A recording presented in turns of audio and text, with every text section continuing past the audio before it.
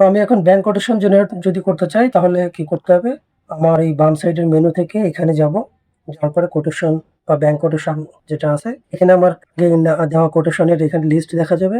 নতুন কোটেশনের জন্য add bank quotation, এখান থেকে চাইলে পার্সোনাল কোটেশনে দেওয়া যাবে, ব্যাংক কোটেশনে দেওয়া যাবে। তো আমি ব্যাংক কোটেশন দেবো, আমি আমার ব্যাংক সিলেক্ট করতেছি, সাপোজ ব্যাংক এসে সিলেক্ট করলাম, আমার ব্রাঞ্চ হচ্ছে মিরপুর, আমি কাস্টমারের নাম লিখলাম, কাস্টমার হচ্ছে ম্যানেজার, উনি হয়তো বা উনি এই ব্যাংক এশিয়ারই ম্যানেজার।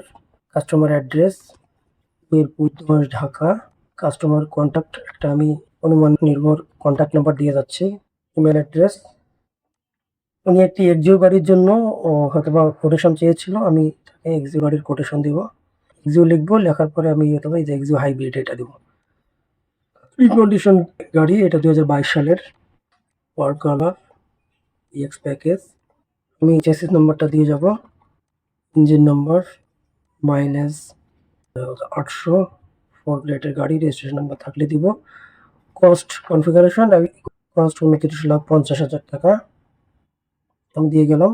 অ্যামাউন্ট ফ্রম ব্যাংক থেকে 15 লাখ টাকা, আর বাকিটা হচ্ছে যে কাস্টমার দিবে, যে 14,50,000 টাকা।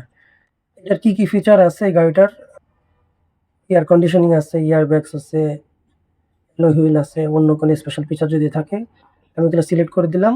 টার্মস অ্যান্ড কন্ডিশন সিলেক্ট করব, টার্মস অ্যান্ড কন্ডিশন আপনার বিজনেসের মতো করে কাস্টমাইজ করা যাবে, তখন সিলেক্ট করলে ওইটাই এখানে আসবে।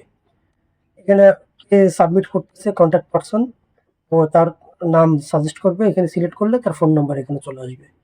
আমি তখন এই যে জেনারেট কোটেশন দিব, জেনারেট কোটেশন দেওয়ার পরে দেখেন যে নিচে প্রিন্ট কোটেশন, তারপরে আপডেট কোটেশন, প্রিন্ট বিল, মানি রিসিট এটা আসবে। আমি প্রিন্ট কোটেশন দিব, এটা হচ্ছে আমার কোটেশন, ব্যাংক কোটেশন, যে গাড়ির ইনফরমেশন, তারপরে এগুলো সব কিছু আছে। যে এখান থেকে চাইলে আমি এখন বিল প্রিন্ট করতে পারবো, বিলটা আসবে এরকম, বিলটা আসবে এটা ইউনিট প্রাইস, এই যে amount from client, amount from bank এটা আসছে, তারপরে মানি রিসিট দেওয়া যাবে এখান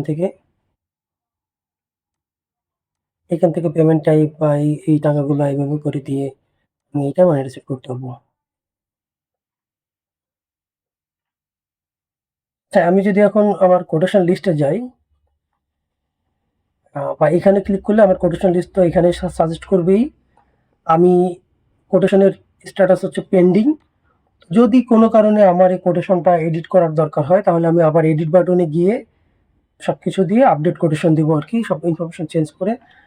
অথবা এমন যদি হয় যে এই কোটেশন দেওয়ার পরে গাড়িটা শেষ পর্যন্ত আপনার কাছ থেকে ফাইনালি কিনলে তাহলে এটা আপনি অ্যাকসেপ্ট করতে হবে।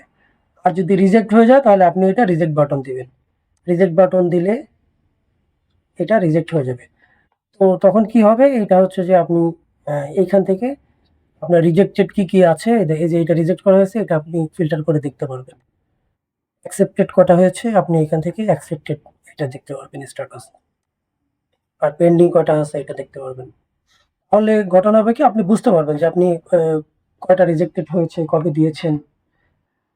এছাড়াও আপনি যদি আপনার নির্দিষ্ট স্টকের গাড়ির কোটেশন দিতে চান তাহলে এই যে স্টক লিস্টে যাবেন, স্টক লিস্টে গিয়ে এই যে প্রতিটা আপনার স্টকের গাড়ির পাশে এই যে কোটেশনের বাটন আছে, আপনি কোটেশনে ক্লিক করবেন, তাহলে সরাসরি এই গাড়িটারে আপনি কোটেশন দিতে পারবেন। আবার আপনি যদি সেলস মডিউলে যান, এখানেও আপনার স্টকের গাড়িগুলো শো করবে, এইখান থেকেও আপনি চাইলে এই কোটেশন বাটনে ক্লিক করে এখান থেকে আপনি ইনফরমেশনগুলো দিয়ে কোটেশন জেনারেট করতে পারবেন। এটা হচ্ছে কোটেশনের সব বিষয় আর কি।